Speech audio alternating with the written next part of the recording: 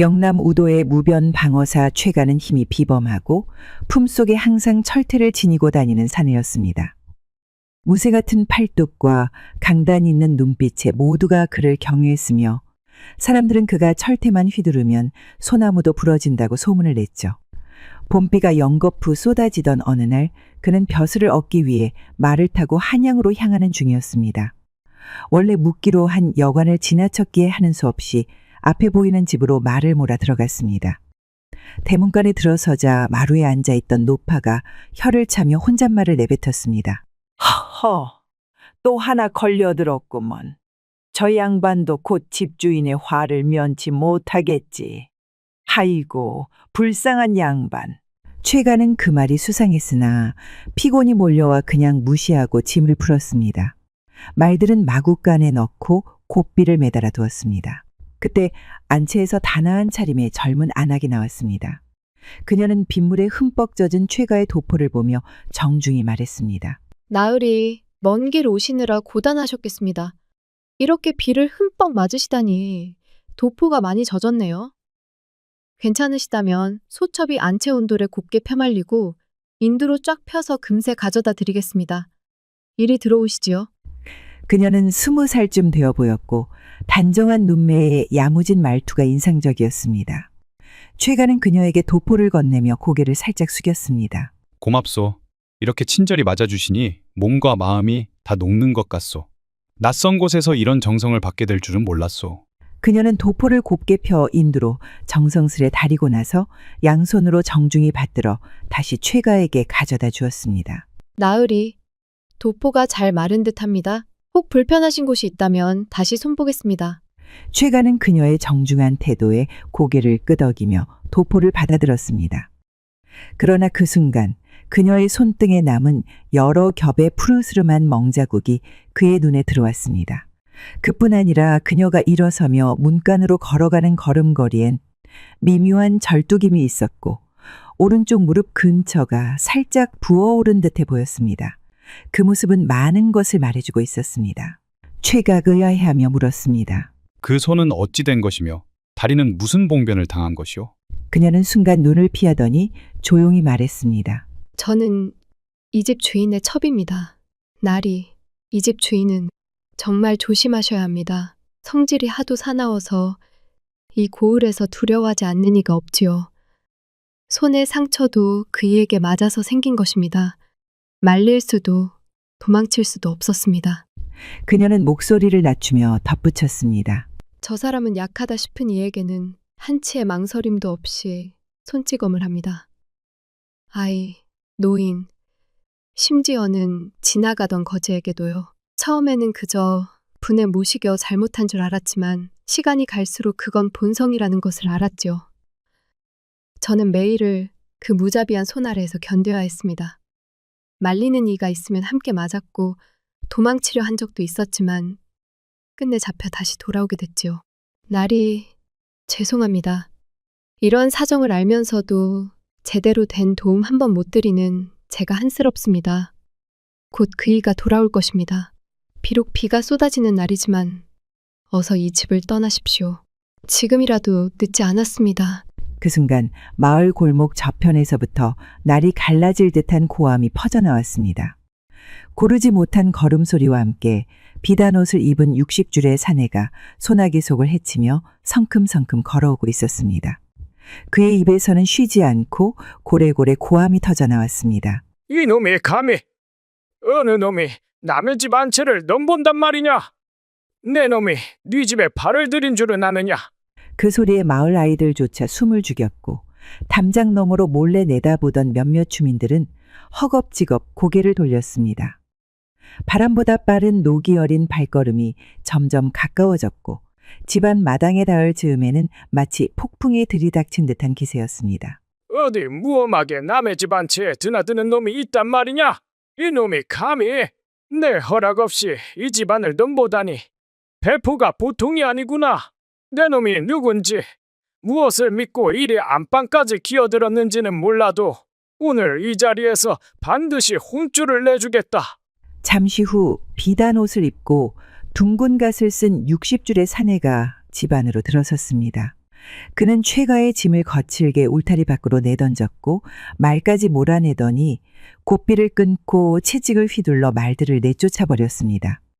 안악은 구석으로 숨어 떨고 있었는데 노인은 그녀를 흘겨보며 주먹을 쥐었습니다. 내년이 또 길손을 끌어들였구나. 낮에 말했거늘 또 몰래 남자를 들이다니. 그 버릇을 도무지 고치질 못하는구나. 오늘은 기어이 손 좀 봐줘야겠다. 노인은 그녀를 향해 달려들듯 발걸음을 옮겼는데 눈은 광기 어린 분노로 이글거렸고 손에는 핏줄이 불끈불끈 섰습니다. 그 모습에 안악은 본능적으로 뒤로 물러섰고 두 손을 들어 얼굴을 가렸습니다. 그러나 그가 한 발짝 더 다가서려는 순간 최가가 그의 앞을 가로막았습니다. 내가 이 집 안채에 들어온 것이 예의에 어긋난 일이라면 사과하겠소. 허나 당장 비를 피할 곳이 필요했을 뿐 다른 이유는 없소. 그러니 정당한 이유도 없이 손찌검부터 하려고 하지 마시오. 부인을 때리려던 그 손, 오늘은 거두는 것이 좋을 것이오. 내 집이다. 여기서 누가 무슨 일 때문에 머물지는 내가 정하는 법이야. 그리고 감히 내깟 놈이 나를 막아서다니 참으로 무례하구나. 무례한 놈에게 내 직접 손을 댈 필요는 없지. 그러더니 옆에 있던 사나운 개를 손가락으로 가리키며 고함쳤습니다. 자, 저 싸가지 없는 놈을 물어라. 어서 덤벼 물어뜯어라. 개는 노인의 명령을 듣자 으르렁거리며 이를 드러냈고 순식간에 살기를 뗀 채 최가를 향해 달려들었습니다.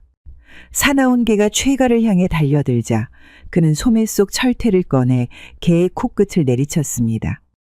개는 꼼짝도 못하고 쓰러졌죠. 순식간에 일어난 일이었습니다. 노인은 이 장면을 보고 흠칫 놀랐습니다. 저 무거운 철퇴를 단번에 휘두른다는 것은 보통의 근력으로는 어림없는 일이었기에 그의 장사 같은 힘을 알아보고 놀란 것이었죠. 아니, 저 무거운 철퇴를 저렇게 쉽게 휘두르다니. 최가가 단 한 방의 주먹으로 사나운 개를 제압하는 것을 봐서인지 노인은 더 이상 그에게 뭐라 하지 못했습니다. 오히려 슬금슬금 물러서더니 나 몰라라 하며 달아났습니다.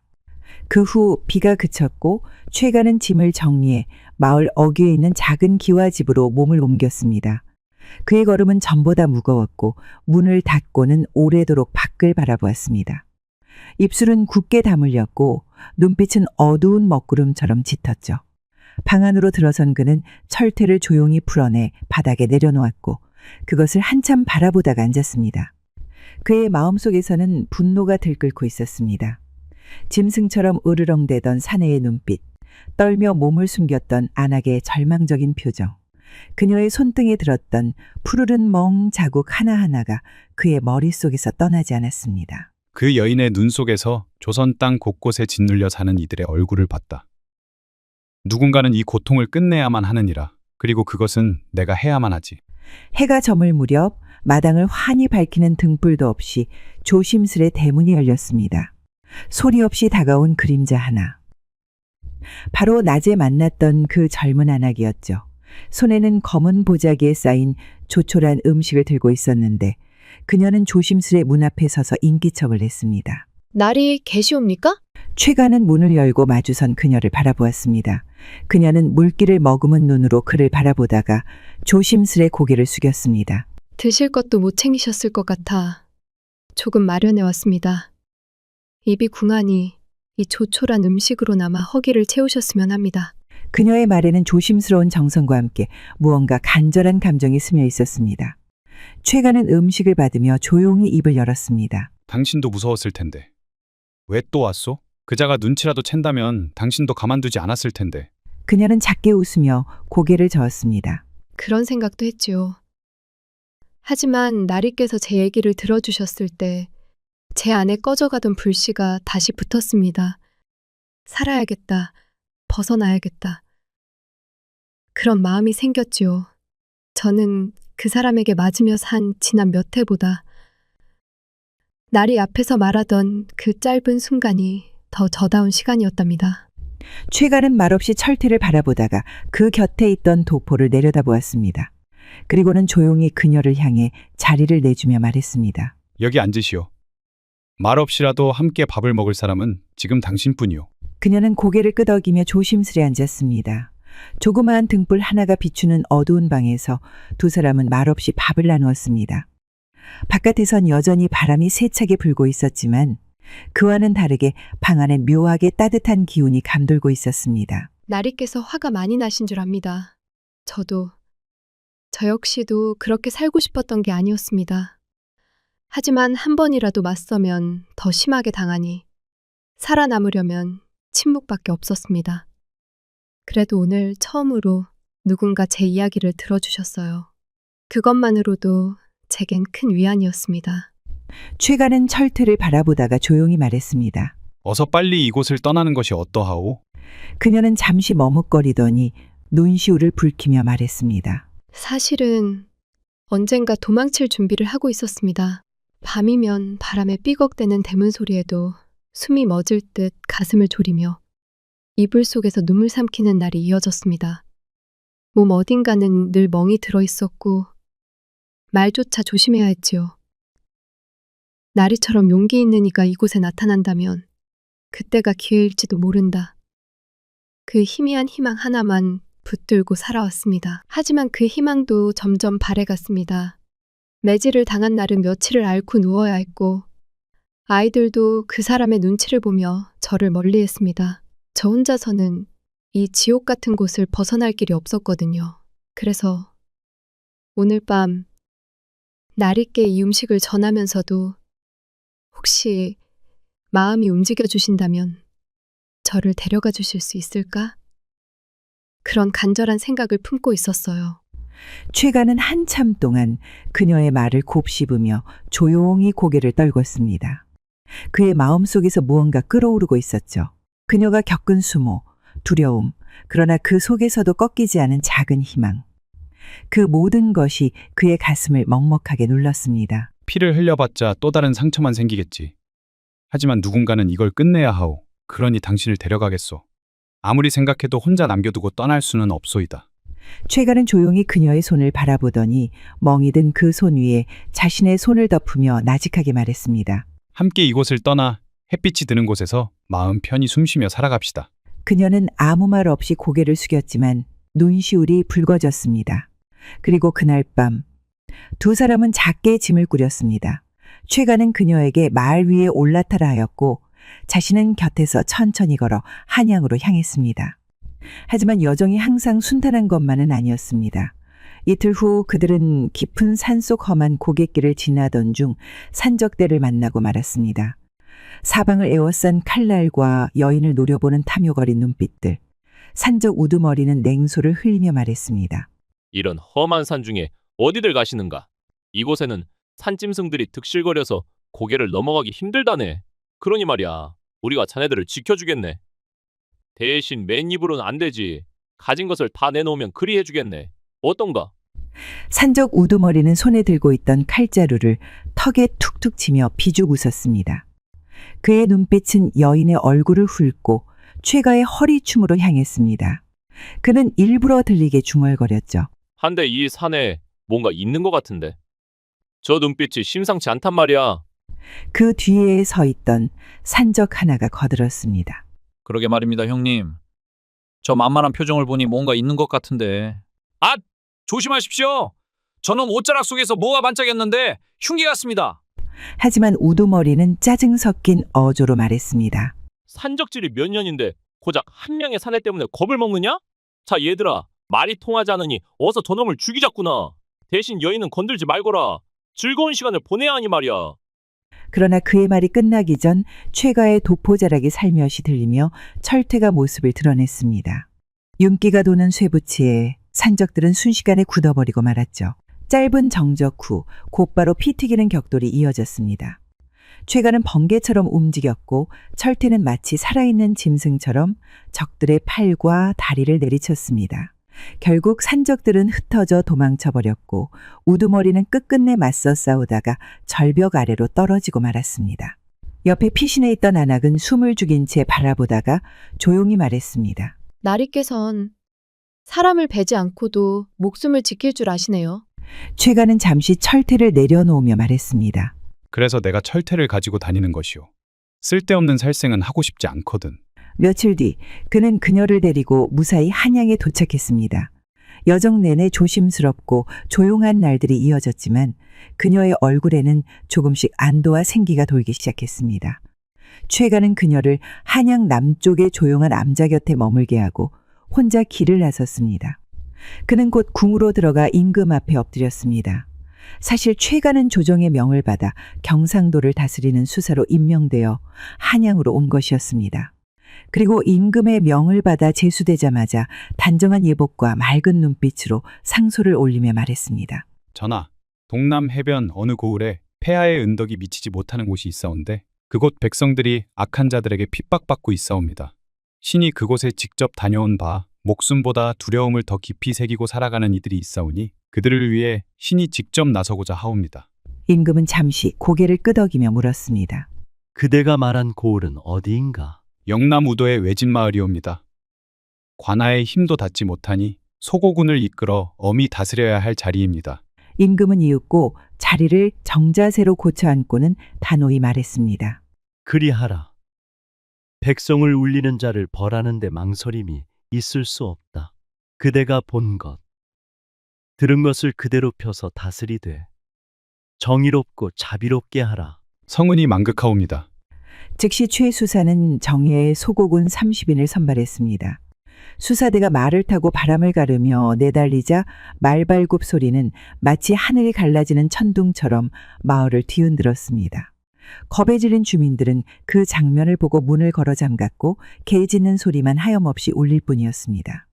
마을 입구에 이르자 최 수사는 군졸들에게 신호를 보냈습니다.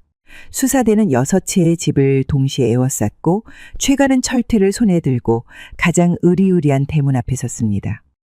그 집은 매일같이 첩에게 손찌검을 하던 노인과 아들들이 모여 사는 처소였습니다. 그는 단숨에 대문을 걷어차고 들어갔습니다. 깜짝 놀라 잠에서 깬 노인은 욕설을 내뱉으며 일어나려 했고 방 안에서는 발걸음 소리와 함께 여러 기척들이 일어났습니다. 관군이다. 꼼짝 마라. 최가의 우렁찬 목소리에 군졸들이 일사불란하게 들이닥쳤습니다. 아들 하나는 칼을 들고 저항하다 최가의 철퇴에 팔을 맞고 쓰러졌고 다른 자들은 담을 넘다 붙잡혔습니다. 군졸들은 재빠르게 그들을 결박했고 잠시 후 6 부자는 모두 마당 한가운데 무릎을 꿇게 되었습니다. 백성을 괴롭히는 자는 내가 직접 철퇴로 벌을 내리겠다. 그들을 데리고 관하로 돌아와 신문을 시작하려던 때 그의 본처가 맨발로 달려나와 절을 올렸습니다. 나리, 제 남편은 죽어 마땅한 자입니다. 하지만 이번 한 번만, 제발 이번 한 번만 목숨을 살려주신다면 제가 그 죄값을 2배로 갚겠습니다. 네가 죄값을 2배로 갚겠다고? 대체 어찌 갚겠단 말이냐? 그리고 너는 첩이 이자에게 맞고 사는 것을 보았음에도 나 몰라라 방관하지 않았느냐?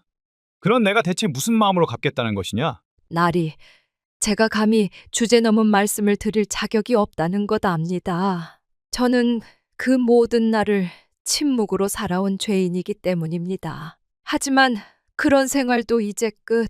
이제 남은 삶을 속죄하며 살아가겠습니다. 그녀가 겪은 고통을 알면서도 외면하고 제가 먼저 맞서지 못했던 그 나약함을 다시는 반복하지 않겠다는 말이지요. 그녀는 품 안에서 작은 붉은 주머니 하나를 꺼내들며 말했습니다. 이것은 제 친정에서 받은 마지막 유산입니다. 이 안에 집문서와 땅문서 그리고 금부치들이 들어 있습니다. 저는 이것을 모두 정리하여 이 고을의 가난한 이들을 돌보는 데 사용하겠습니다. 부끄러운 제 남편이 저지른 죄를 씻기 위해 저는 사방을 돌며 무릎 꿇고 용서를 구하겠습니다. 그리고 여인들을 위해 바느질을 가르치고 병든 이들에게 죽을 쑤어 나르며 남을 도우며 속죄하는 삶을 살겠습니다. 최 수사는 그녀를 가만히 바라보았습니다. 연약해 보였던 본처의 눈에는 단호한 결심이 깃들어 있었습니다. 최 수사는 깊은 숨을 내쉬었습니다. 그대 말이 진심이라면 이번 한 번 마지막 기회를 내리겠노라. 허나 잊지 마라. 만일 그대 혹은 그 집안이 다시금 죄악을 저지르거나 누군가의 탄식이 나의 귀에 들려온다면 이 최가는 주저없이 말을 달려 이곳으로 되돌아올 것이니라. 그때는 자비도 없고 경고도 없을 터이니 단단히 각오하라. 다시는 피눈물 흘리는 백성이 없도록 스스로를 돌보며 살아가라. 그들을 용서하고 한양으로 돌아간 최수사는 첩이었던 여인과 다시 조용한 담소를 나누었습니다. 그는 그녀가 앉은 자리에 술 한 잔을 내어주며 말했습니다. 그대는 이제 더 이상 고통 없는 곳에서 살아야 하오. 상처 많은 지난날은 흘러가게 하고 이제는 스스로의 뜻을 펴야 할 때란 말이오. 여인은 고개를 숙이며 조용히 답하였습니다. 나리 덕분에 살아났습니다. 그 은혜 평생 갚고 살아가겠습니다. 저와 같이 더러운 팔자 속에서 아픔 속에서 병들어가는 여인들을 위해 이 한 몸 바치겠습니다. 최수사는 잔을 들어 조용히 건배를 하며 말했습니다. 그 마음이면 충분하오. 그날 밤 조용한 등불 아래 두 사람은 따뜻한 온기로 잔을 채우며 긴 침묵 속에서도 마음으로 깊이 교감하였습니다. 그날 이후 노인의 본처는 자신의 죄를 씻기 위해 마을 구석구석을 돌아다니며 선행을 시작하였습니다. 그녀는 친정에서 물려받은 재산을 모두 정리해 쌀과 입을 것들을 사들였고 마을의 가난한 집을 하나하나 돌며 끼니를 챙겨주었습니다. 병든 노모가 있는 집에는 직접 약초를 다려 나르며 길거리 아이들에게는 옷을 지어 입히고 글을 가르쳤죠. 또한 그녀는 집 앞에 작은 솥단지를 놓고 하루도 빠짐없이 죽을 쑤었습니다. 그리고 지나가는 거지에게, 방랑객에게, 굶주린 이들에게 죽 한 그릇을 내주며 말하고는 했습니다. 사람은 누구나 다시 시작할 수 있는 법이지요. 저 또한 그렇게 살아가고 있답니다. 사람들은 그녀를 못된 노인의 아내로 기억하기보단 이제는 사람을 위해 정을 아낌없이 나누어주는 온정댁이라고 불렀습니다. 못된 노인 역시 그 후 삶이 크게 달라졌습니다. 관아에서 풀려난 뒤 그는 당장에는 말수가 줄고 고개를 푹 숙인 채 살아갔지만 시간이 지나면서 스스로 소박한 농기구를 들고 밭에 나가 일을 하기 시작하였습니다. 처음에는 마을 사람들의 따가운 시선을 피했으나 그의 손에는 점점 물집이 생기고 얼굴은 햇볕에 그을려 검게 변했습니다. 그는 입을 열지 않았지만 행동으로 자신을 바꾸려 했습니다. 어느 날엔 남의 집 기와를 고쳐주었고 또 다른 날엔 장에 가서 아픈 노인을 대신해 쌀을 지고 돌아와 주었습니다. 사람들은 처음엔 경계했으나 점차 그가 예전과 다르다는 것을 인정하게 되었죠. 그를 멀리서 지켜보던 사람들의 눈엔 이제 더 이상 두려움이 아닌 조용한 연민이 깃들어 있었습니다. 그리고 몇 해가 지난 후 그 두 부부는 사찰 아래 조용한 집에서 버려진 아이들과 여인들을 돌보며 살아갔습니다. 그리고 최수사가 거둔 여인은 한양 남쪽 암자 인근의 작은 집에 자리를 잡고 조용히 살아가기 시작하였습니다. 그녀는 바느질과 길쌈을 배우고자 하는 여인들에게 무료로 가르침을 주었으며 버려진 아이들이 찾아오면 말없이 자신의 자리 한 켠을 내주었습니다. 최수사는 때때로 그녀를 찾아왔습니다. 그는 말없이 앉아 아이들이 책 읽는 모습을 함께 바라보았고 어느 날은 조그마한 책꽂이를 손수 짜서 선물하기도 했습니다. 둘은 많은 말을 나누지 않았으나 따뜻한 눈빛으로 서로를 바라보며 서로의 안녕을 확인하는 것만으로 족한 인연으로 남았다고 합니다. 이 이야기는 사람은 태생부터 짐승이 아니며 비록 짐승처럼 살았다 한들 마음을 돌려 다시 사람으로 태어날 수 있다는 것을 말해줍니다.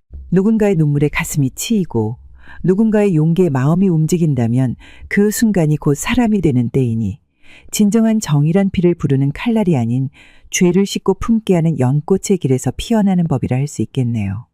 이상 야담설어였습니다. 구독과 좋아요는 사랑입니다. 감사합니다.